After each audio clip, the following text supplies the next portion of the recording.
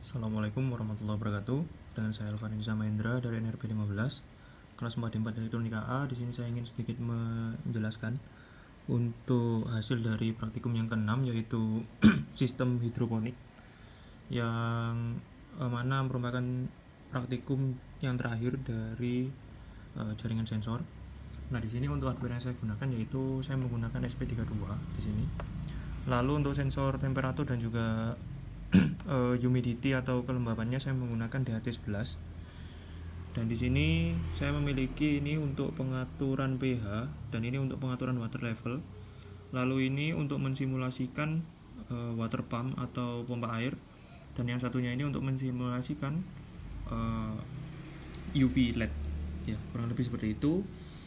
Nah, lalu di sini untuk tampilan node rate-nya. Jadi ada beberapa komponen di sini. Di sini saya menggunakan foam. Jadi saya tidak menggunakan semacam combo box dan lain sebagainya.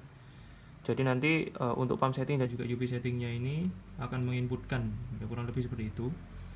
Yang nantinya dia itu akan dipisahkan di sini di function ini. Jadi functionnya ini gunanya untuk memisahkan file. Maksud saya memisahkan input dari payload yang ada di pump setting dan juga UV setting menjadi beberapa, nanti ada duration sama time, kurang lebih seperti itu. Nah, lalu nanti hasil dari outputnya akan dipassing ke sini, ke teks untuk menampilkan hasil teksnya. Jadi bisa dikatakan sebagai indikator. Lalu ini untuk ke Adafruit IO nya atau MQTT servernya. Begitu pula untuk yang waktu penyiraman. Jadi untuk lama penyiraman atau durasi di sini itu maksudnya jadi dia itu disetting penyiramannya itu akan aktif setiap berapa waktu sekali gitu.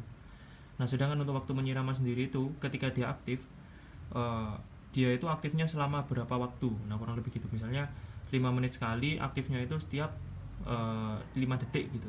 Berarti nanti water pumpnya itu akan aktif selama 5 detik, yang mana setelah 5 detik dia mati, lalu menunggu 5 menit berikutnya baru diaktif, ya, kurang lebih seperti itu. Nah, begitu pula untuk yang UV setting itu mekanismenya sama kurang lebih. Dan di sini untuk test pumpnya saya menggunakan slide. Jikalau dia on, ya nanti akan mengirim ke MQTT-nya test pump on, atau true, ya true di sini karena boolean. Lalu jika false maka dia mati, kurang lebih seperti itu. Di sini gunanya untuk biasanya untuk pengecekan komponen sekaligus debugging juga. Nah, lalu di sini untuk proses subscribe-nya. Jadi dari Adafruit IO, dari node rate-nya ini akan subscribe ke SP32 melalui Adafruit IO nanti. Ya, nanti ditampilkan untuk humidity-nya itu saya menggunakan gauge. Yang di sini dia itu untuk hasil pembacaan DHT11 sendiri itu menggunakan prosentase. Lalu untuk temperaturnya itu saya menggunakan digital meter, serta untuk pH dan juga water level saya menggunakan chart. Lalu di sini juga ada teks untuk memberi ini sih, kurang lebih memberi judul pada temperatur dan juga humidity. Nah, untuk tampilannya sebenarnya bisa dilihat di sini juga bisa. Jadi ini misalnya saya copy, Ctrl C, ini saya copy misalnya. Ini seperti ini saya Ctrl C, lalu saya taruh di sebelah kanannya,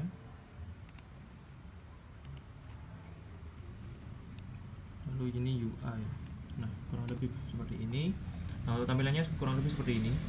Di sini saya jadikan kecil seperti ini karena memang saya monitor atau saya remote di HP nantinya, kurang lebih gitu. Nah, ini ada ada Sony XZ3 ini untuk HP saya, HP saya yang terkoneksi dengan UI-nya. Jadi ini tampilannya di HP seperti ini.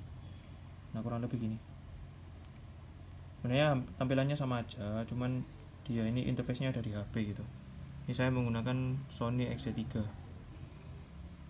Ya, kurang lebih gitu. Nah, ini mungkin kita langsung coba saja ya. Ini saya ini kan. Oh ya, untuk feed-nya sendiri itu ada di sini ya. Ada di IO feed. Di sini. Ini ada beberapa. Ini sudah saya coba. Jadi ada last value-nya di sini. Ya, ini kurang lebih seperti ini sih. Ini menyesuaikan dengan yang diminta pada persoalan. Ya seperti itu. Lalu ini sekarang kita coba untuk menghidupkan ya. Nah ini ya, jadi seperti ini sudah sudah terkoneksi. Harusnya setelah ini ada ini sih, update. Nah ini ada update untuk pembacaan sensor. Jadi suhunya sekarang itu, saya ini berada di Malang ya, kurang lebih itu 28 derajat Celcius dengan kelembabannya itu 73%. Lalu ini untuk pH-nya. Nah ini pH-nya misalnya saya rubah ya, saya rubah di sini. Ini saya rubah.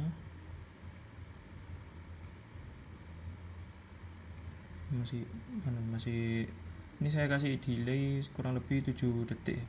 Jadi agak lama. Memang karena alasan saya memberi delay seperti itu karena masalah throttling dari Adafruit.io, yang mana saya menyesuaikan regulasi dari Adafruit.io. Jikalau di regulasinya sendiri itu maksimal pengiriman satu data satu data dari publish atau dari subscribe ya, pokoknya satu data per detik, intinya gitu sih. Jadi maksimal satu data per detik nantinya dia. Nah ini bisa saya saya besarkan misalnya untuk water level.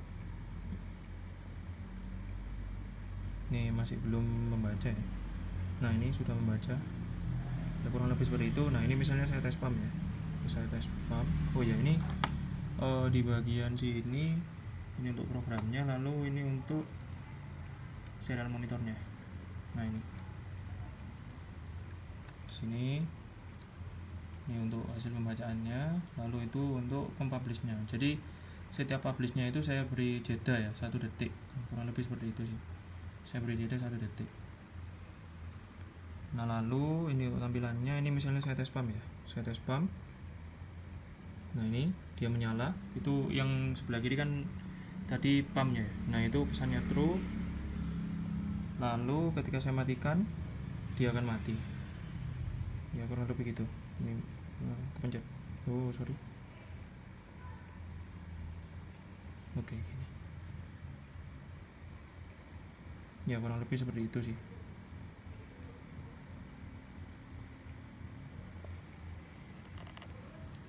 Nih kalau misalnya seperti ini biasanya throttling ya di sini karena pesannya terlalu cepat. Nah ini mungkin kelemahan dari Adafruit.io juga sih. Jadi ini ada waktu throttle di sini, jadi kita disuruh menunggu beberapa detik. Sebenarnya masalahnya mudah aja sih, diginikan juga bisa sebenarnya. Nah ini sudah terlepas throttle-nya, ini sudah mati karena oke. Ya kurang lebih seperti itu. Nah lalu untuk pump settingnya itu di sini, ini saya masukkan waktunya itu dalam order detik. Misalnya ini ya, saya masukkan untuk watering time-nya atau aktif dari pumpnya itu 5 detik misalnya ya, ini saya masukkan 5. Lalu untuk pump duration-nya atau cycling time ya kurang lebih berapa detik sekali dia nyala, misalnya saya masukkan 10 detik. Nah ini sudah ya. Nah ini tinggal saya submit. Nah maka nanti di bagian ini indikator dia akan memberi indikasi 5 dan juga 10. Nah untuk ininya seperti ini nanti. Jadi dia delay selama 10 detik. Setelah 10 detik dia nanti akan menyala dan dia menghold logikanya itu selama 5 detik ya, kurang lebih seperti itu. Nah ini misalnya saya setting untuk yang UV nya katakanlah saya setting berapa ya, 6-7 detik misalnya. Lalu untuk durationnya ini saya kasih 14 misalnya gitu. Terus saya submit, ini sama akan tampil untuk indikatornya. Nah ini untuk tampilannya, jadi dia akan ngehold selama 7 detik. Setelah 7 detik dia mati, lalu menunggu 14 detik berikutnya baru menyala ya, kurang lebih seperti itu. Nah mungkin itu sedikit yang bisa saya sampaikan. Oh ya, mungkin untuk tampilan serial monitornya itu seperti ini. Nah, jadi yang tadi itu ketika ada pesan itu yang di sini. Nah ini, jadi ini dia itu akan mengatur ini batas waktunya. Jadi saya menggunakan milis di sini. Ketika 14 nanti saya set dia, saya kalikan 1000 menjadi 14.000. Nanti dia akan menyesuaikan ya di bagian programnya itu. Saya sudah meletakkan ini bagian kontrol I/O dan juga bagian publish nih, read dan juga publish, read sensor dan juga publish. Nah itu tadi di bagian control I/O. Jadi nanti dia itu akan menyesuaikan sesuai dengan inputan yang kita berikan, kurang lebih seperti itu. Nah mungkin itu sedikit yang bisa saya sampaikan, kurang lebihnya mohon maaf dan terima kasih.